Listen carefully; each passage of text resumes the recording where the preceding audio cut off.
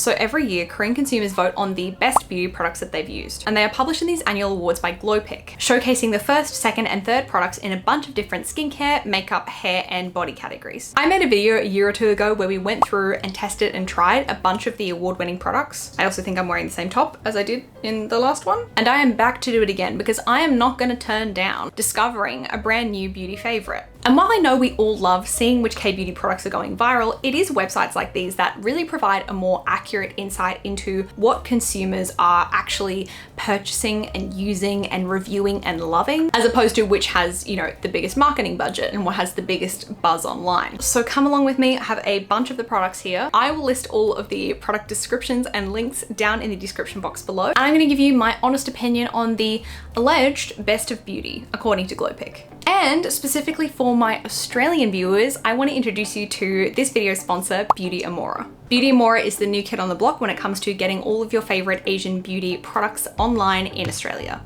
They have a wide range of your favorite brands like COSRX, Beauty of Joseon, Anua, Romand, my favorite, Tia, and I have found in my independent research that their prices are really competitive with other online retailers that price their products in USD or just tend to have a little bit of a higher markup. For particular an example, I just looked at the Shiseido Fino hair mask, great hair mask. If I'm buying it online in Australia or in person, it's typically around 18 to 20 Australian dollars. But it is currently $13.49 on Beauty Amora, and it is even less than that depending on discount codes and promotions. And they frequently have sales and offers running, as well as an award point system. So if you are watching from Australia and you're keen to try out some new products or restock on your old favorites, I would definitely recommend you to try out Beauty Amora. I do have a discount code with them, which is BEAULUCYL, which depending on when you order, you could save up to 18% off your order. I'll pop all of the discount breakdown and details in the description box below. But yeah, this one is a special offer to my Australian bibbies, so I am sorry to everyone else. So big thank you again to Beauty Amora for sponsoring this video and for also being a competitive retail destination in the Australian online Asian beauty space. And with that, let's get into the review. Starting off, let's just freshen up the skin. I am going to use these Mediheal toner pads, which I have heard so much buzz about, and these also were in the top 3 for the toner pad category. This is the Metacasticide blemish pad one, so it's meant to be more soothing, anti-breakout, but the one that has technically won the category is the collagen one. I'm not sure there's that much of a difference between them, if I'm being honest. This is what they look like, just little like gauze cotton squares. Look gang, to be honest, I do think the value that comes in here, I think it's like 90 or 100 pads in here compared to some which are like a smaller amount of pads for like a similar price point. So I do get the value element. I just feel like they are fine. I slightly prefer some other toner pads just for my personal preferences. A lot of the reason why people like these is because of the mild physical exfoliation that comes from the textured gauze type pads. But the toner formula, I don't know, I'm just not blown away. I've used other toner pads that I think have a nicer toner formula that are more soaked, more calming, more hydrating. I feel like these are pretty middle of the road. And again, maybe the collagen one, like the pink, peachy pink one, is way better than this one. Who knows? Let me know if you've tried multiple of them and like there is a really stark difference between them. I don't think there would be. But just being so for real with all of you, I have reviewed so many skincare products and honestly, a lot of them are just good. They're not amazing.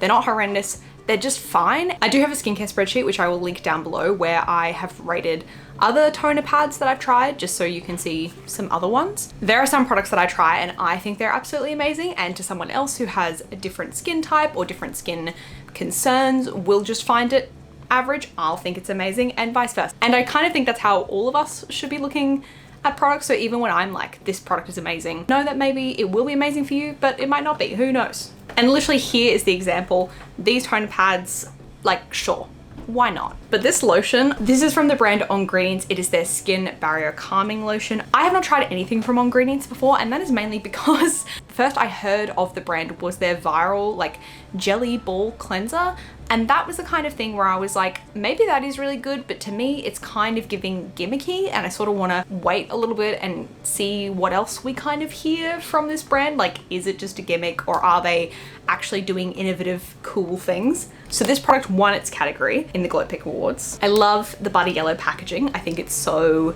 cute and just like sitting on my vanity. If you've seen those like creamy, like milky toners, it's like a step up from that. But this feels so light and soothing on. Don't be fooled by the fact that my skin turns a little bit red. That's just being pale, babes. Come on, grommet. That's just what happens when pale people who look like plasticine touch their face a bit. It will calm down momentarily once I stop rubbing my face again like a piece of plasticine. But I have just taken to slathering this all over my face, but then also taking it down my neck and décolletage, because it gives like such a beautiful glossy glow, and it does dry down, but like not completely, but it's not sticky. And my skin just drinks this up. It's so delicious. The ingredients as well, it has a 9 peptide complex, so that is really going to help with like the plumping vibe. Peptides tend to do that. And I, as a dry, dehydrated husk of a human being, do tend to really layer on like essences, serums, moisturizers to get my skin looking really nice and moisturized, and also stay moisturized throughout the day. But I have found that this, if I really want to do a one and done, which sometimes I do, because as much as I love a nice lengthy layered routine, sometimes I just want to go to bed, okay? Sometimes the horrors persist and I just want to go to sleep. And this, like this glow, this sheen, this gloss, really is sufficient on its own. Like that just looks so juicy and healthy. I actually put this on before I went out to a really nice dinner last week, and I was wearing like an asymmetrical dress, so I kind of put it over my arms, and my arms were like glowy all night. Ah, are you kidding? Anyway, early days for me with this one, but in this like initial testing phase, initial impressions, I'm really impressed. You know, don't think that I'm just gonna be all doom and gloom, because I'm not. Then another award winner, spoiler alert, everything here today is an award winner in some capacity. This is the Aestura AtoBarrier 365 cream. 365, party girl. This was the top moisturizer cream. So like cream moisturizer, as opposed to like a gel moisturizer. Yeah, you know what I mean? So I have tried the Aestura gel moisturizer cream in the blue tube, and I love that, and I have repurchased that. I am familiar with Aestura, but like literally only from that product that I randomly have tried and really enjoyed. This is like a thick cream.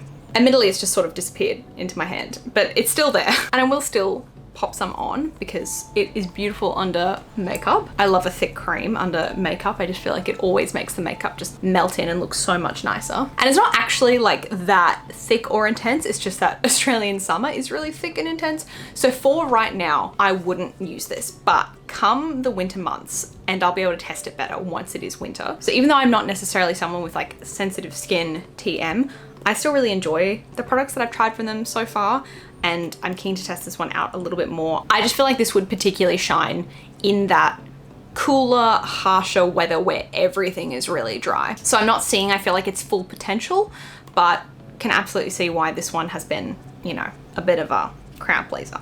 And I just want to quickly touch on this, the Magno Deep Clear Cleansing Balm, which was one of the winners in the cleansing balm category. Magno is a brand that I feel like have just been holding that #1 bestseller status for quite a while. And that is because I have tested their cleansing oil, which is in the similar line to this. And at the time when I bought the cleansing oil to test, the cleansing oil was like the #1 best-selling cleansing oil, top rated, all that jazz. So it seems like they've really locked down that first cleanser category. Now the cleansing oil, I love it. I feel like it's a very luxurious clean. It works really well, beautiful. Feel like it is worth the hype. You know, it's a bit of a standout among a lot of cleansing oils I've tried. Now the cleansing balm is also really nice, but I don't feel like it's a standout compared to others. Do you feel me? Like I can see the similarities between the two. This one does still have that really nice kind of like thicker, richer feeling cleanse. But I prefer the cleansing oil, even just from like the packaging. You know, you can put it in your shower. It's a pump top. It's very easy to use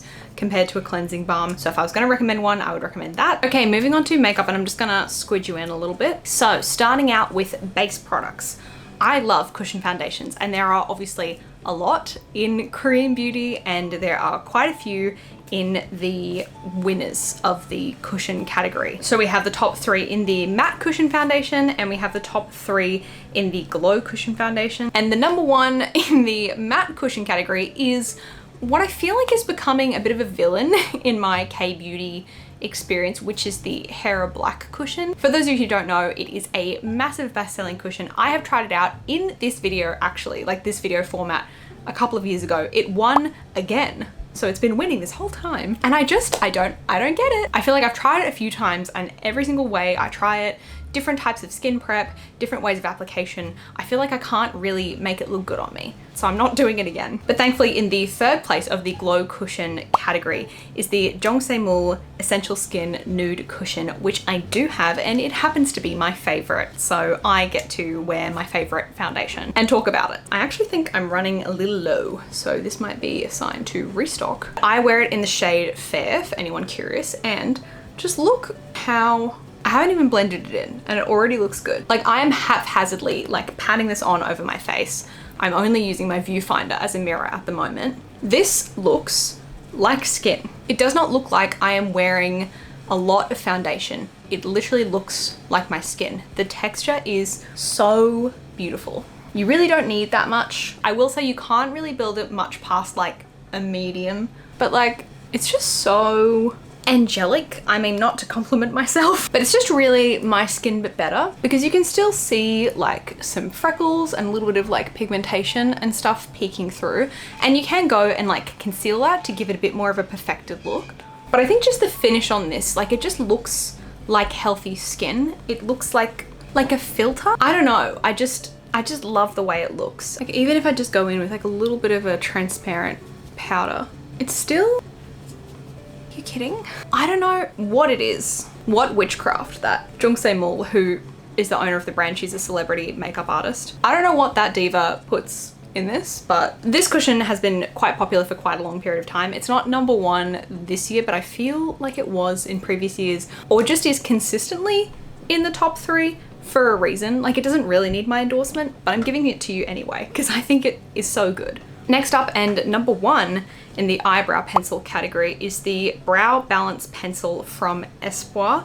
I have mine in the shade Ash Brown. I'm not convinced that I got quite the right shade for me, but I don't feel too excited by brow pencils generally. For me, this is a category where I just want to find something that works. It's kind of hard for you to see, but it has like a triangle sort of tip. So while I wouldn't recommend this if you just want to do like super fine hair filling strokes, for someone like me who has a lot of existing brow and I'm looking to just kind of like define the tail ends a little bit and just fill in some gaps, you know, we're just giving a little more like formal structure to the brow vibe going on. This is very easy. Like, that's done. Took me like 30 seconds. But typically this is less than 15 Australian dollars. So it's a pretty great, affordable pick. I have been using this for quite a while and still haven't run out yet. Just chill and easy, which for a utilitarian product like a brow pencil, that's all I need. I'm just gonna curl my lashes because honestly, it just makes me feel like a prettier person.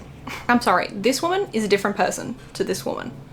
Okay, this one I am excited to chat about. This is from NUSE, which is a sister brand to Romand. So if you're familiar with K-beauty, you probably definitely know about Romand. And this is the Mousse Care Cheek in the shade Taro Mousse. And pretty much as soon as I first tried using this, I have been using it like consistently every time I do my makeup because it's so pretty. So I'll just take a little pump of it on my hand. That's probably good. On camera, this looks like it's barely even showing up on my hand, but in person, it's just the most beautiful, like dusky, lilac, pink, pastel vibe. It is lower pigment than some other liquid cream blushes, which I like because it means you can build it up and control the amount of color. But other than the color just being lighter, it is just a sheer product. Okay, it's really not looking like it's showing up on camera, but I've put quite a bit on, but hopefully you can just see it's like a sheer wash of like a lavendery, milky pink, but with a bit of that like, you know, natural rosiness to it as well. I really like using it on its own. I've also been using it in an even like thinner layer that I pop on first and then put a more pigmented cream blush on top of it. But they just blend like a dream and just feel so natural. Not so natural that you can't see it, I promise, even though it might look that way. The only thing I will say is they say this has skincare benefits, and I'm not saying it doesn't, but I also am a bit like, unless it's foundation or something that's really like right on the first layer of makeup on your skin, I'm always a bit like how much does it do? But honestly, if there's a benefit there and it's not, you know, getting extravagantly priced as a result and is still a good color product, sure, why not? For highlighter, we are going to try this from Glint. It is the Glint Stick Highlighter, and I have it in the shade 02 Milky Moon. And this highlighter, you can kind of see in the tube, has like a kind of creamy white pearlescent vibe going on. But when I take it on my finger and show it to you, it's really almost transparent and has like a glow to it. It's not glittery or metallic at all. Some of the other shades in this product I think do have a bit more of that classic like metallic like highlighter shine, but this one is just a glow. I will say I've tested this. Probably don't put it straight onto your skin. You can, but you would run the risk of moving the base product underneath. So I would recommend just taking it on your finger, but let me just show you. But hopefully you can see it is just such a gorgeous, like really soft glow. It's just more glossy. Do you see? I feel like you can see.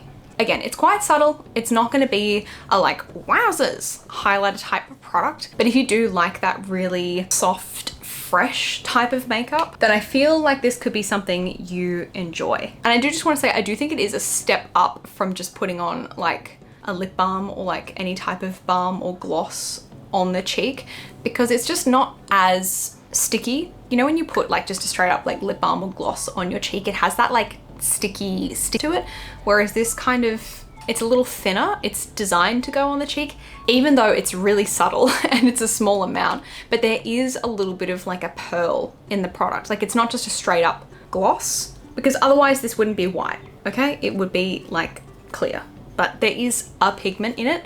It's really subtle, but it is just like a slight milky pearl vibe. But that combo of the Jung Milk Cushion, the NUSE liquid blush, and that highlighter, I'm feeling pretty angelic, okay? Next up, an award winner from the eyeshadow palette category is the CLIO Pro Air eyeshadow palette. I love Korean eyeshadow palettes. They just work for me. They just work for the vibe that I tend to go for on a day-to-day basis. I feel like there's a bit of a misconception that's like a bit of a hangover from like 2012 to like 2016 era beauty guru makeup stuff, that like a good eyeshadow palette has to be really pigmented.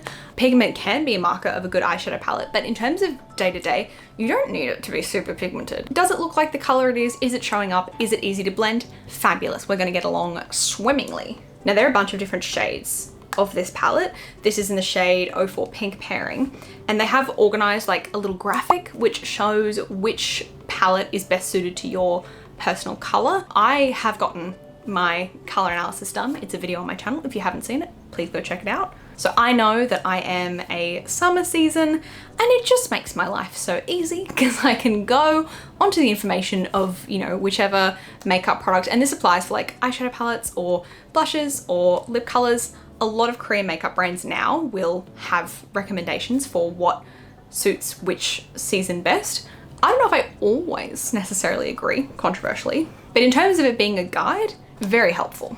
So because this one is designed for summers, it is predominantly cool toned and of like light to medium contrast. And can we just take a moment to talk about how nice and like futuristic and cute and aesthetic the packaging is with like the clear vibe? I really enjoy that. And the range of shades, look, it is a neutral palette, so it's not going to be groundbreaking color combinations, but this, I can put any combination of these together and I'm gonna have a cohesive eye look. And I'm going to do just that. Even just with that base shade, it's not a crazy amount of pigment, and it's just brightened up my lid with like a really soft milky pink. And I'm gonna go in here with this light sort of rosy taupe, just in my crease, focusing on the outer part. I am not a makeup artist. Eyeshadow, it's not my forte, but you can see it's going from a lighter color to something just slightly deeper and duskier. And we'll take this sort of soft shimmer on the lid. And you know what? I have a lot of thoughts every day, but when I do eyeshadow looks with this palette, I don't really need to have any. It can be a smooth brained experience if you want it to. You can get more creative, you can get a little crazy with it, but if you just want to zone out and just do a cute little eye look, you don't have to struggle. I don't know if you can tell, but there's like a really slight sheen from the shimmery shade, but it's very subtle. I feel like subtle is the word of the day with the makeup products. I swear they show up in real life. Sometimes the camera does the darndest things. I'm just gonna quickly replicate it on the other eye and then we're gonna move on. But I just wanted to give a shout out because it's just really creamy, easy to use. And I think if you're someone who doesn't really like get a lot of joy out of eyeshadow, or it's something where you're maybe a bit intimidated by it and you're like, I just don't know, I feel like it's not working for me, try this palette or try another Korean eyeshadow palette. If I wasn't filming that and talking through it, it would take me like 1 minute. Seriously. It's almost like a try to make a bad look challenge. Moving on to eyeliners. This one, again, like everything in this video, an award winner. This is the BBIA Last Auto Gel Eyeliner and I use the shade 02 Jazz because I'm a brown liner girly. Okay. And I had heard about this eyeliner for a while. Again, it was one of those things where I'd always seen it like as a bestseller. And this eyeliner, I think is like $5 Australian or less. It's definitely under 10 Australian dollars. And I was always like, how good can it be? Something that is consistently a bestseller and wins an award within its category. Yeah, it's gonna be pretty good. I don't know why I'm surprised. I think it's just good to maintain a healthy dose of skepticism, but it allows me to be delighted when things actually do live up to the expectation.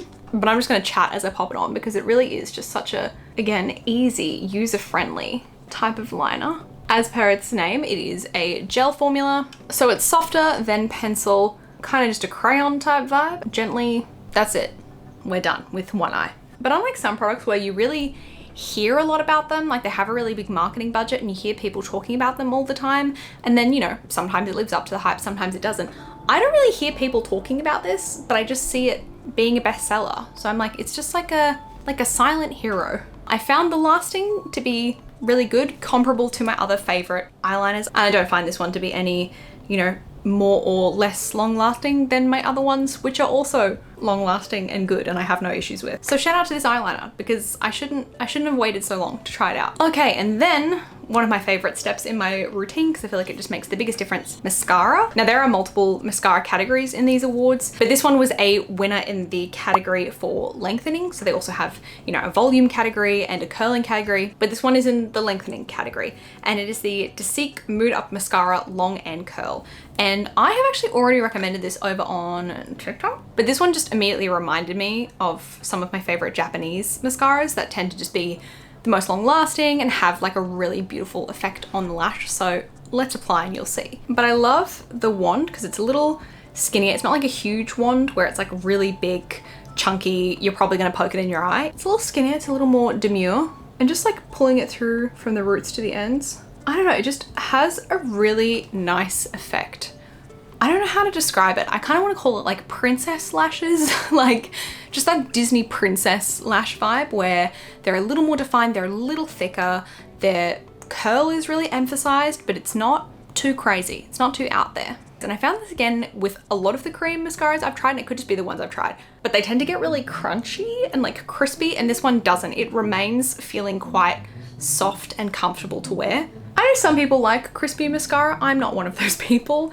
I find it sensorially a little cursed, especially when it's like getting towards the end of the day and you're tired and you kind of like touch your eye and then you feel this like crispy, hard crustiness. And I find the brush as well does like separate out the lashes quite well. You know, some kind of clump it together, but this one kind of keeps them fanned out and individual. I have been really enjoying using this mascara. I just feel, yeah, I really, really like the effect.